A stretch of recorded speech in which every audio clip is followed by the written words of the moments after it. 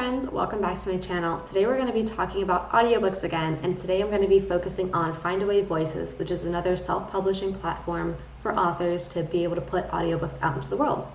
So I previously talked about my experience with ACX, or Audiobook Creation Exchange, which will get your books onto Audible, Amazon, and Apple. So Findaway Voices can get your audiobook out to Amazon, Audible, and Apple, as well as Baker & Taylor, which is good for libraries, Bibliotheca, Scribed, pretty much anywhere else that you can put your self-published books. Findaway Voices can get you there. So I heard about them through several of my friends who are now voice actors, through Joanna Penn, and I said, okay, well, this could be another option for me to get my audiobooks out there into a wide audience, so I don't have all of that content just with one platform. What my plan is to release the Nailbiters audiobook on both ACX and Findaway Voices. Now, you can go non-exclusive with ACX. So similar to KDP, where it's almost like auto-check that you're going to go into KU and you have to go in and uncheck that. Similarly with ACX, they want you to auto-select, oh yeah, I'll be exclusive, and then you're going to get a 40% royalty. But I made sure to click unexclusive, non-exclusive, so that way I could also go with Findaway Voices. Now that means my royalty with ACX is going to drop to 25%, but I'm also going to have exposure to more markets and more retailers through Findaway. So my plan is that it will offset, especially because I want my audiobook available to libraries. And that's something I really want to be able to focus on. It's important for me in my business. So when you are deciding that you want to go through Findaway Voices and ACX, now you could actually just go through Findaway to get your exposure to Audible and Amazon, but I also want to have my book there as well. I already have it in the system, so I had to go through and deselect Amazon and Audible on Findaway. So if you are planning to use both platforms in conjunction with each other, you do have to deselect Audible and Amazon in Findaway, and it's very easy to do. So because I am also non-exclusive with ACX, I won't have a pre-order option, but I'm doing the audiobook for a book that was released 4 years ago. So I'm not really concerned about a pre-order option at this point. I do just want to get the product to market. I'll be doing the same with the Infinite, which will be out for several months before the audiobook is even done. So I'm not worried about the pre-order there. So if I do ever get to the point that I can produce the audiobook prior to the release date for the print and ebooks, I will have to figure out what I'm going to do for pre-sale at that time. I'll get to that bridge when I cross it, and I'll probably do another video to be able to explain that.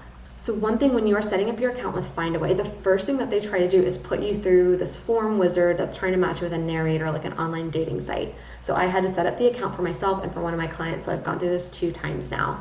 In both cases, we already had the audio files we were going to be uploading. So I just typed that in on the questions they were asking, and within 24 hours, 48 hours, a real human wrote back to me and said, oh, cool, you already have your files. This account is now set up so you can add your files. They defaulted that you're going to be working with a narrator. My guess is because the majority of people on the platform work with a narrator, and they want to make it easier for those people because that is a more complicated process. So I thought it was fine.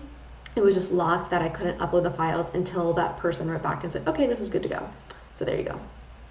I will say uploading the files on Amazon, for as much as the ACX platform was user-friendly, Findaway was even more user-friendly. I could just drag and drop the files into Findaway, and then I could sort them by clicking and dragging. Whereas with Audible, ACX, I had to click browse, find the file, upload, move up, move up, move up, move up, which again just took a little bit of extra time.